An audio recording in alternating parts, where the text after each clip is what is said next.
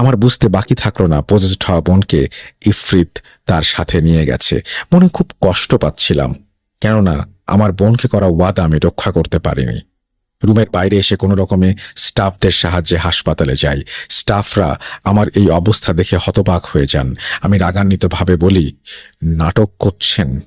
কারো চিৎকারের কোনো শব্দই কি আপনাদের কানে আসেনি? উত্তরে তারা কেউই কোনো শব্দ শুনতে পায়নি বলে। বুঝতে পারলাম এটাও ইফরিতের কাজ। হাসপাতালে যাবার পর আমার বুকে একটি বড় ধরনের সার্জারি হয়।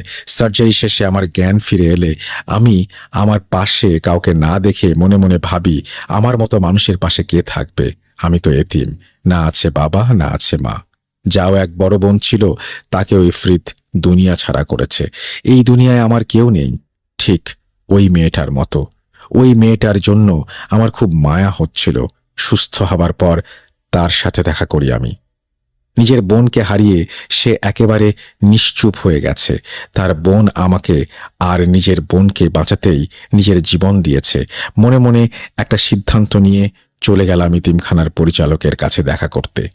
সকল কথা এবং কাজ শেষ করে সেদিন এতিমখানা থেকে চলে আসি, কিন্তু একা আসিনি। সেই মেয়েটি আজ আমার স্ত্রী রাজিয়া। হ্যাঁ ভাই, রাজিয়াকে বিয়ে করে নিয়ে এসেছি সেদিন, কিন্তু রুহকে আটকাতে পারলাম না। আমি এরপর অনেকবার তার খোঁজ করেছি, কিন্তু কোনো হদিস পাইনি। সে চলে গিয়েছে নাকি এখনো আছে আমি জানি না। তাই আপনাকে অনুরোধ করব, আপনার বোনের ঠিকানা আমাকে বলবেন না কখনো। আপনার বোন যেখানে আছে সেখান থেকেও তাকে সরিয়ে ফেলুন।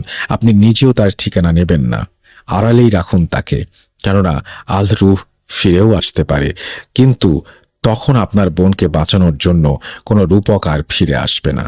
আমি সব ছেড়ে দিয়েছি ভাই। রুহকে খুঁজতে খুঁজতে ব্যর্থ হয়ে যখন আর কোনো পথ পাচ্ছিলাম না, তখন আমি নিজেকে পাল্টে ফেলি। নিজের স্ত্রী সংসারের জন্য আমার তন্ত্র সাধনায় অর্জিত অর্থের কিছু অংশ আমি আমার স্ত্রী যে এতিমখানায় ছিল সেখানে দান করে দিই। বাকি টাকা দিয়ে এই রেস্টুরেন্ট চালু করি। স্ত্রী আর 2 সন্তান নিয়ে সুখেই আছি।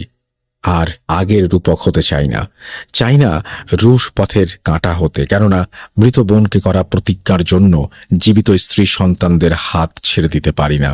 আর তাই আজ সাধারণ মানুষ হিসেবেই রয়ে গেলাম। জানি না রুহ এখন কোথায়, তবে তার সাথে আর কখনো দেখা হোক সেটা আমি চাই না।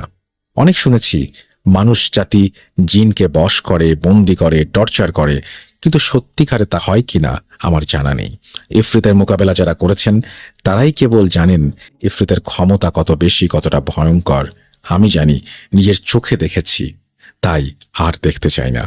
ভেবেছিলাম এসব নিয়ে আর আলোচনা করব না, কিন্তু আপনার বোনের ঠিকানা কেউ যেন জানতে না পারে, তাই এই ব্যাপারটা আপনাকে সাবধান করতেই খুলে বললাম। রাতের খাবারটা খেয়ে যাবেন। এই বলে রূপক তার ঘটনার ইতি টানে। জীবনটা বড়ই অদ্ভুত। একজনের আত্মত্যাগের জন্য 2টি প্রাণ বেঁচে যায়। নিজের কথা না ভেবে মানুষ আপনজনের জন্য নিজের জীবন অনায়াসে কুরবান করে দেয়। এই জন্যই মনে হয় কুরবানির অর্থ ত্যাগ। আর সেই কুরবানি ঈদে আমি সিফাত আলম আপনাদের কুরবানি যেন আল্লাহ তাআলা কবুল করেন সেই দোয়া করে বিদায় নিচ্ছি।